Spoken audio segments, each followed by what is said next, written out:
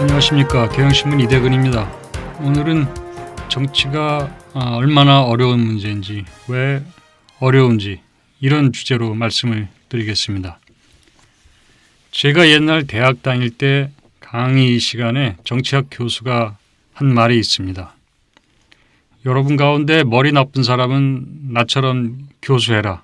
그냥 엉덩이 붙이고 앉아서 공부만 하면 된다. 머리 좋을 필요 없다. 그렇지만 머리가 조금 좋은 사람은 기업인을 해라. 기업은 변하는 환경에서 결정을 내려야 하고 변수가 많다.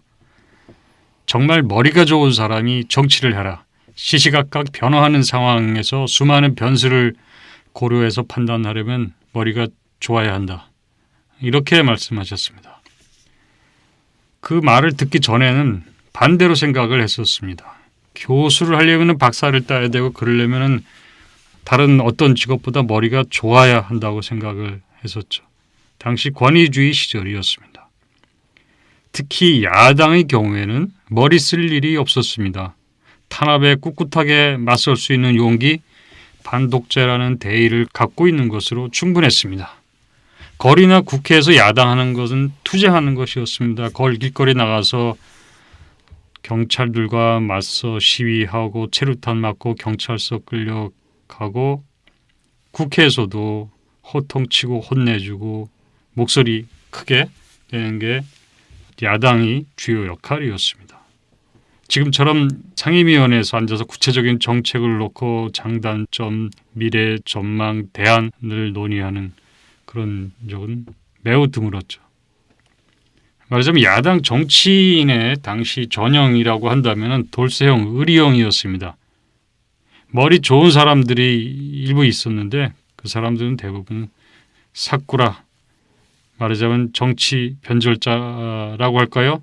낮에는 야당, 밤에는 여당, 독재 정권과 타협하고 이런 걸 잘하는 사람들이었습니다.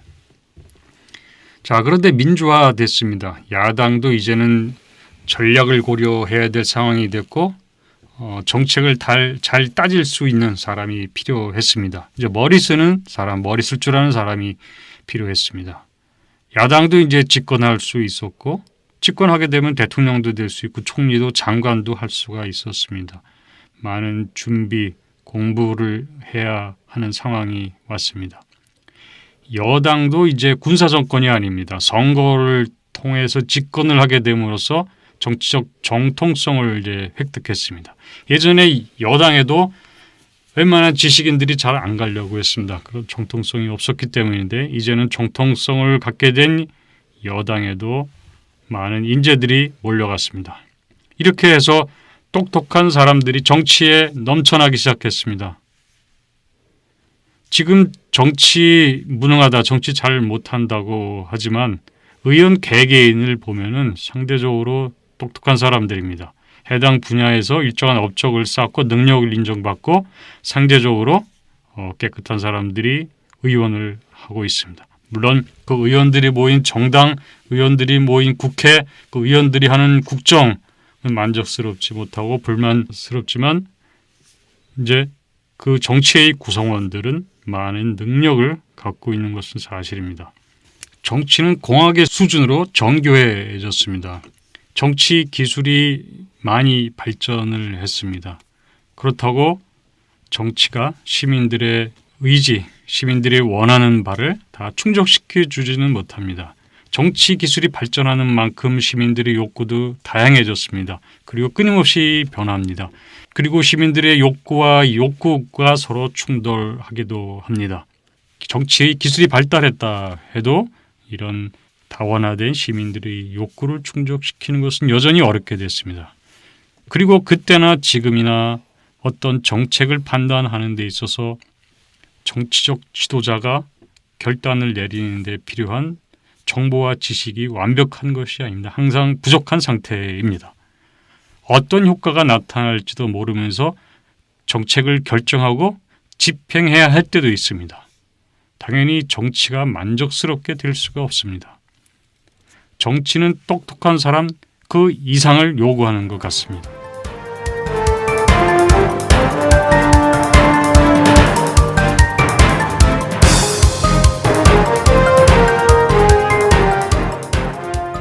이탈리아의 예를 한번 들어보겠습니다.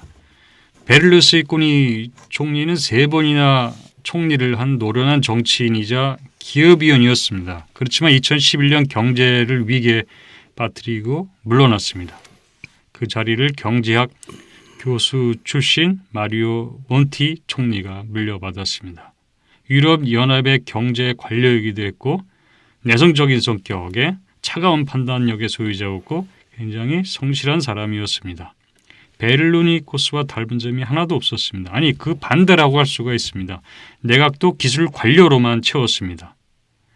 이런 몬티의 등장에 유럽은 구원투수가 왔다, 슈퍼마리오가 왔다 이렇게 환영을 했습니다. 몬티와 베를루니코스의 방법이 완전히 정반대였습니다. 그러면 베를루니코스의 방법이 잘못됐다면 마리오 몬티의 방법이 성공했어야 합니다. 그런데 연금 혜택 축소, 세금 인상 이런 강력한 긴축 정책을 추진하자 이탈리아 내에 저항이 일어났습니다. 노조도 반대했고 재계도 좋아하지 않았습니다. 몬티는 이들을 설득하지 못했습니다. 그리고 몬티를 옹립했던 정당들도 등을 돌렸습니다. 이렇게 해서 몬티 내각 1년 만에 붕괴를 했습니다. 그 다음은 제1당이 민주당의 부대표였던 엘리코 레타가 넘겨받았습니다. 시장은 경제회생이 발판이 마련됐다고 환영을 했습니다. 레타는 3개 정당으로 연정을 구성을 했습니다.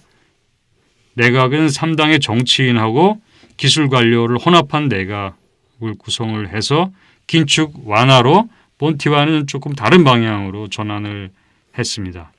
자, 이렇게 몬티가 한 정책이 틀렸다면 레타 총리의 새로운 노선이 문제를 해결하고 방향이 맞았어야 했습니다. 그렇지만은 레타 총리는 정치 갈등에 휩싸였고 경제 개선에 실패를 했습니다.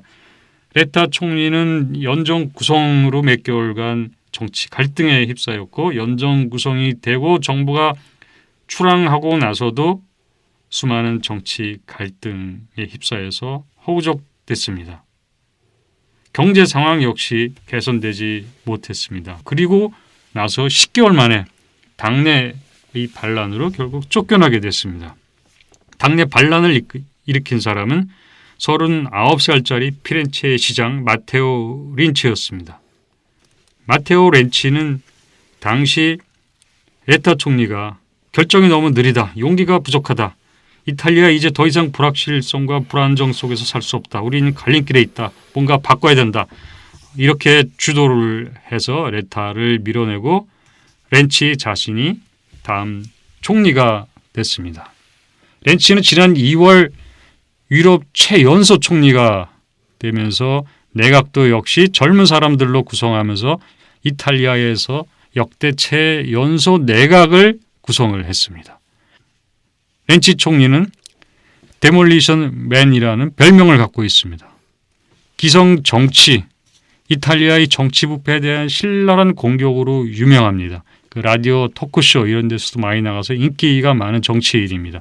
트위터도 열심히 해서 팔로워가 85만 명이나 됩니다. 농객, 싸움꾼, 개혁가 이런 소리를 듣는 아주 팔팔한 정치인이었습니다.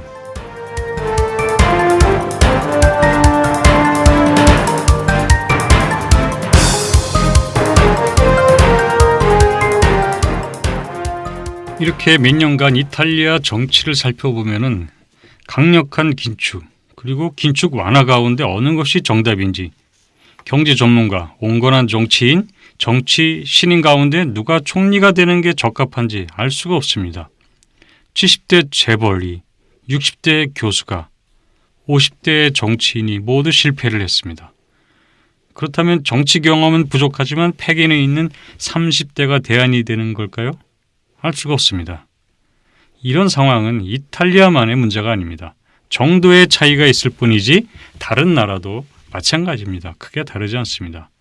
보통 사람들의 욕구는 정치가 할 수 있는 걸 넘어섭니다.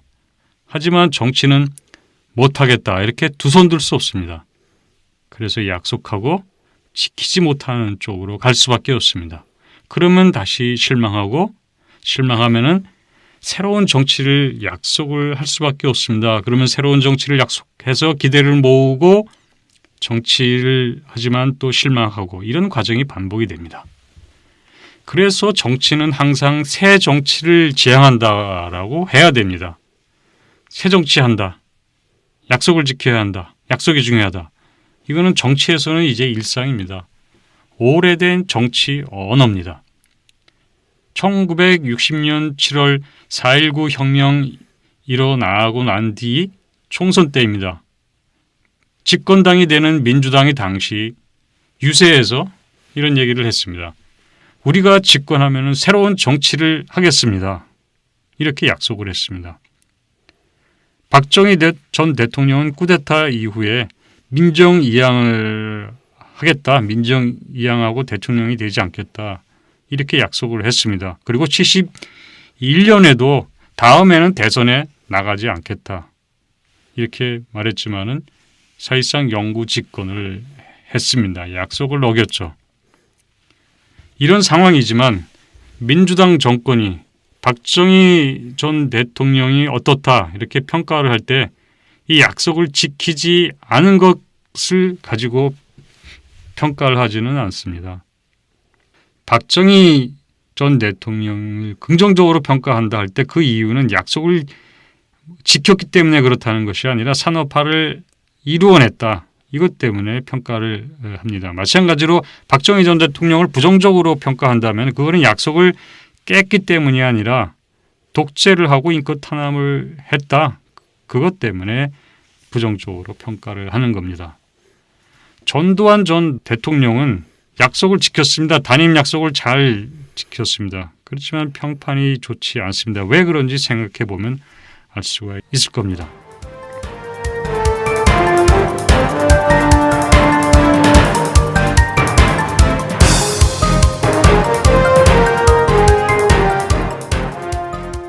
예, 여기에서 잠깐 마키아벨리를 인용하도록 하겠습니다. 마키아벨리는 500년 전 피렌체의 군주를 위해서 군주라는 책을 썼습니다.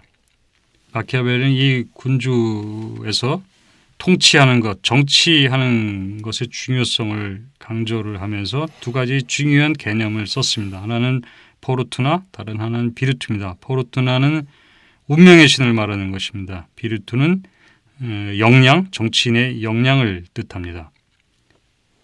마키아벨리는 세상을 지배하는 이 힘이 포르투나에 있다고 말을 했습니다. 군주를 잠깐 인용을 하겠습니다. 저는 운명의 여신을 험난한 강에 비유합니다.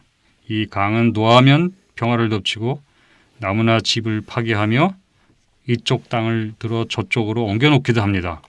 모든 사람들이 그 경류 앞에서는 도망가며 어떤 방법으로도 제지하지 못하고 굴복하고 맙니다.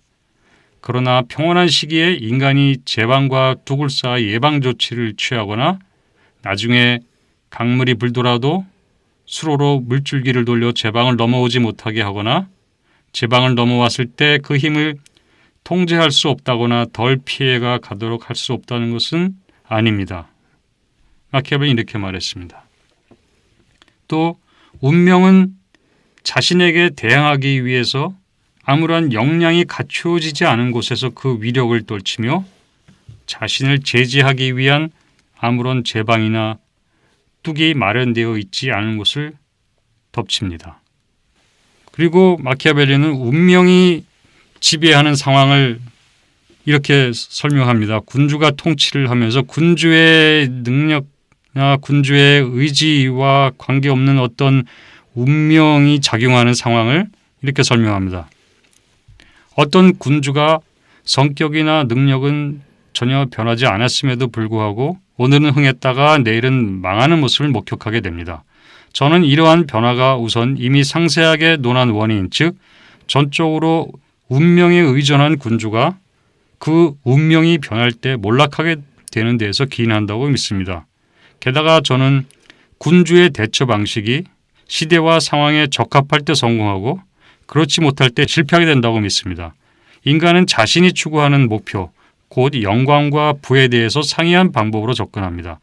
한 사람은 신중하게, 다른 한 사람은 과감하게, 한 사람은 난폭하게, 다른 한 사람은 교활하게, 한 사람은 참을성 있게, 다른 한 사람은 그 반대로 나아갑니다. 그리고 이처럼 각각의 상이한 행동 방식은 효과적일 수 있습니다. 반면에 신중한 두 사람이지만 한 사람은 자신의 목표를 달성하고 다른 한 사람은 실패를 합니다.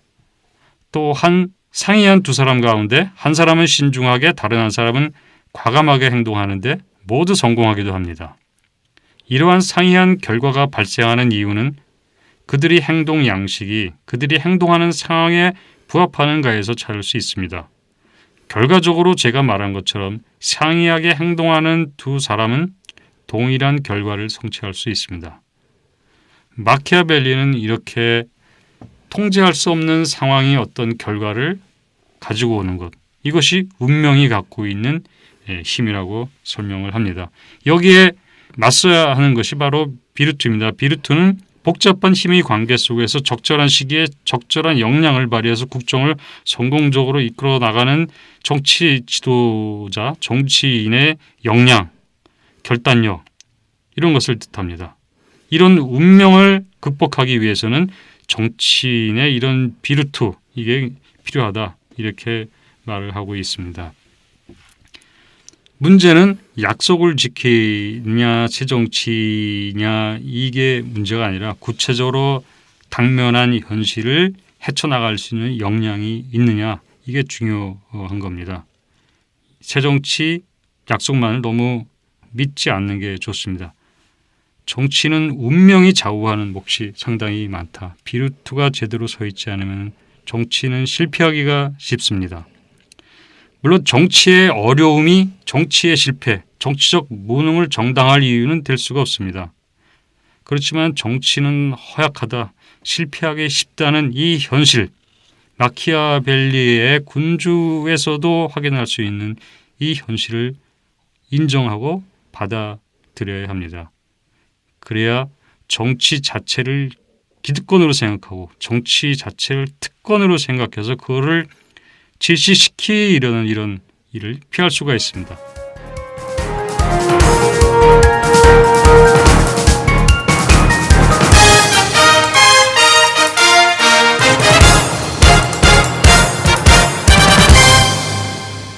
정치를 죽인다면 세상은 변덕스러운 운명의 여신에 완전히 맡기는 일이 됩니다.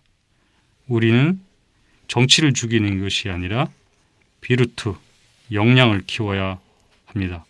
정치가 갖고 있는 힘을 살려줄 필요가 있습니다. 이대근이었습니다.